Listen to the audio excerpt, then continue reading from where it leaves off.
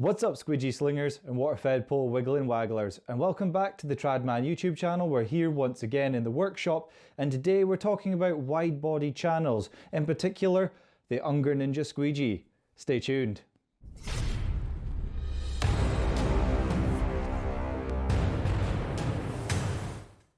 So yes, indeed folks, today we're talking about wide body squeegees, and the reason we're talking about this today is quite often I get messages from people and some have been asking about what wide body squeegee to get. So today I thought we could talk about a tool that I personally used to use for many years, and that is the Unger Ninja Squeegee. So today we're going to run over some of the pros and cons to this squeegee to give you a more rounded picture of what this squeegee is all about. So let's get right into it. Okay then, so the first thing you're going to notice when you pick up the Unger Ninja Squeegee is it actually just feels really well made in the hand. Now you'll know yourself sometimes when you pick up a tool, you just automatically kind of get a bit of a feeling for it, whether you think it's going to be quite a sturdy and robust tool. And I'm happy to say the Unger Ninja is one of those tools that you pick up and you just really know that it's a well-made tool. Now one of the features, especially on the handle we're going to be having a little look at, is the grip. Now it's got an anti-slip grip on there, but obviously when you're window cleaning sometimes you can get a bit of those soapy suds on your hands, so it's nice to have a good firm grip on that handle knowing it's not going to go anywhere. So having that anti-slip coating on there really does help. Just make sure that that squeegee is firmly in hand. Now continuing with the handle, one of the things I do like about this is the way that you release the channel. Now it's got a tri-lock system, so basically all that means is it's a bit of a safety feature. So basically all you do is you pull the lever down like so, but your channel actually doesn't come out at this point. You actually have to physically pull the lever down as well. It's spring loaded to then release the channel and then replace it with whatever channel you're going to do, or if obviously you're changing the squeegee rubber. Now when you're changing the squeegee, it's actually got little star markers along the channel there, so it's nice and easy and quick to find out where to recenter the handle back on the channel as well, so that's a handy feature. Now when you come up against those windows that are a bit hard to reach, particularly maybe in hand, or indeed if you like to use a squeegee on a pole, then fear not, there's actually a button here where you can unlock it and it turns the squeegee into a swivel squeegee. So it's very handy for those hard to reach corners of windows that you can't quite get to. You can just release it and then you get that extra bit of reach, or indeed if you're using it on a pole, then you can swivel it all over that window. So that's another nice feature I really do like about the Unger Ninja handles. Now at the bottom of the handle, you'll notice there's a small hole, and that is for connecting onto what's called an end cone for those of you that are quite new to window cleaning. So you have what's called a traditional window cleaning pole. We'll ping one of those up on the screen now for you. But on the end of the traditional pole, you'll notice that there's a green cone.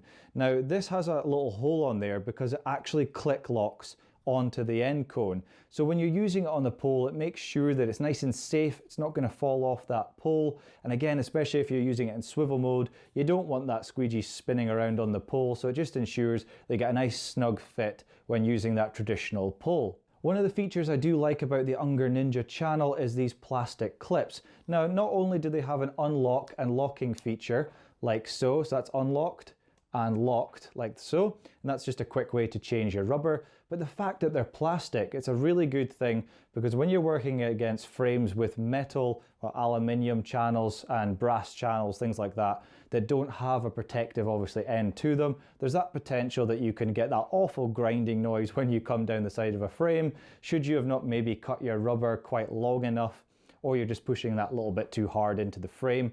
Having a plastic end clip ensures that you're going to protect your customer's frame. So I really do like having those plastic end clips, so it just gives you that extra peace of mind. Now we've kind of just briefly mentioned the clips on the end. It's got a smart lock system, so we're just going to demonstrate quickly how easily it is to change the rubber. So you literally just push the clip up at that side, push the clip on that side, and you practically fell out there. The rubber just falls out like so. It's easy as that. So unlike some channels there are going around that are quite difficult to get your rubber in and out of, this one is relatively easy. You don't need to wet the channel or wet the rubber and put soap in to get it to glide along when you're putting in your new bit of rubber. It simply goes in as easy as that. Now to get it back to lock mode, you just get it centered to where you want. So I would say probably somewhere about there would be fine, and just simply push the button on the end, push the button on that end, and it's locked.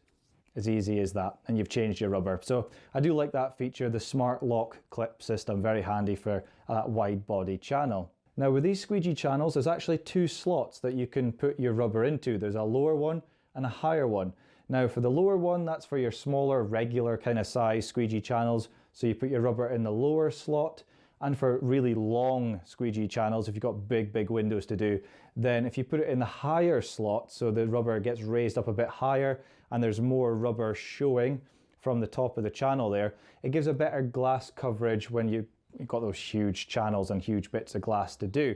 Now just bearing in mind, the only downside to having more rubber sticking out from the channel is it does not fit. Even in the Unger Ninja bucket, which we'll come on to in a moment, it's a very tight fit when you've got the rubber sticking out quite far.